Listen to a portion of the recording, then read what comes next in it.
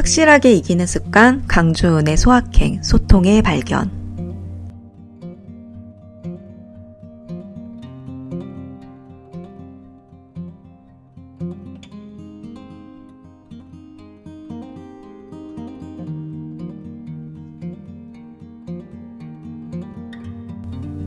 경쟁을 힘들어하는 나, 큰 욕심 없이 하루하루 행복하게 살고 싶은 나, 남의 이야기를 들을 때 깊이 집중해서 듣는 나, 그런 만큼 중간에 누가 끼어들면 버벅댔던 나, 자기 세계가 확고해서 방해받고 싶지 않았던 나.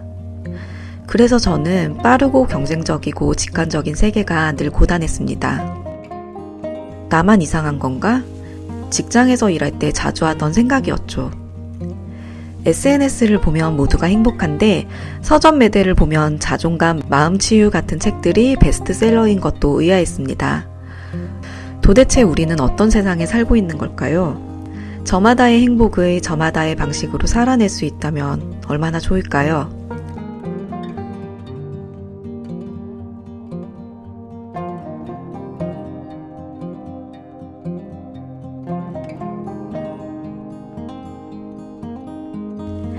2년 전 강주은님의 내가 말해줄게요를 처음 읽었을 때 저는 그녀에게 단박에 반했습니다.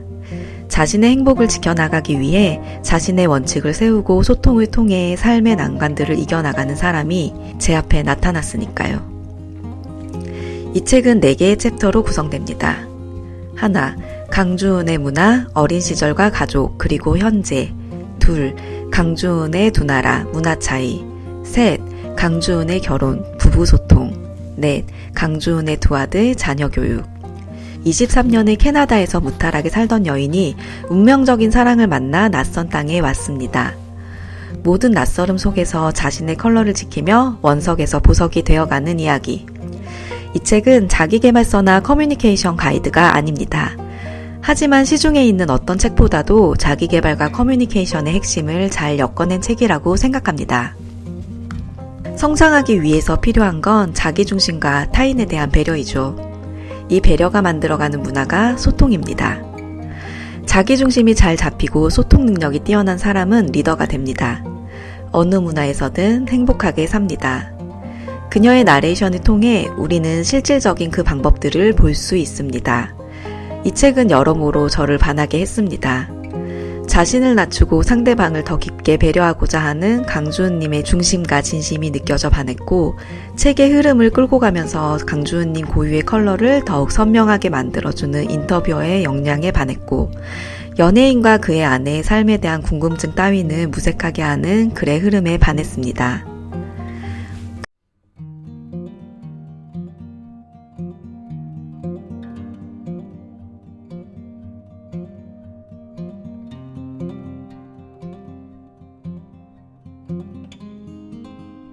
강주은 씨는 자신의 글을 쓸 줄 아는 사람, 자기의 내면을 풀어낼 줄 아는 사람 같았습니다. 이런 사람 언제나 반갑고 귀하지요. 그녀는 자신의 인생을 자기 자신으로 잘 살아갈 것 같았습니다. 저는 이 책을 읽고 이런 결심을 했습니다. 언제나 가장 뒷자리에 서 있겠습니다. 소통을 포기하지 않겠습니다. 언제나 겸손하겠습니다. 무엇보다 배려하겠습니다.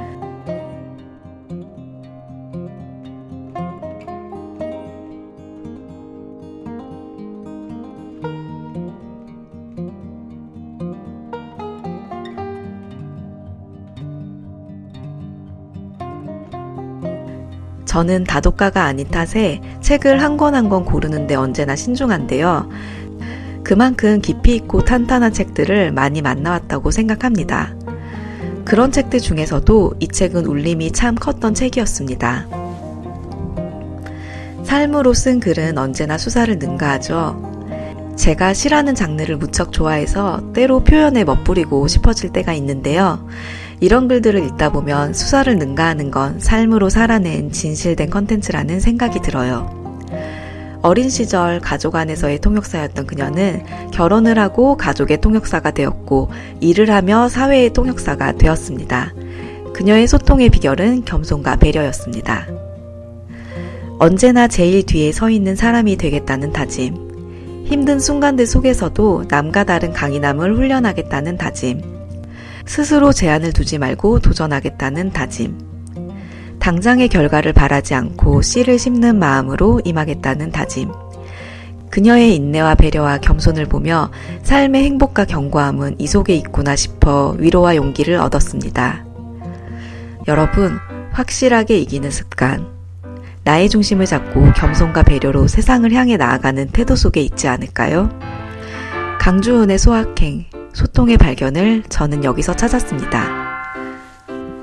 자신이 속한 세계 속에 투쟁이 고단에 지쳐있는 분들, 자신의 컬러에 대한 확신이 필요하신 분들, 더 나은, 더 따뜻한 세상을 살아가고 싶은 분들께 이 책을 권합니다.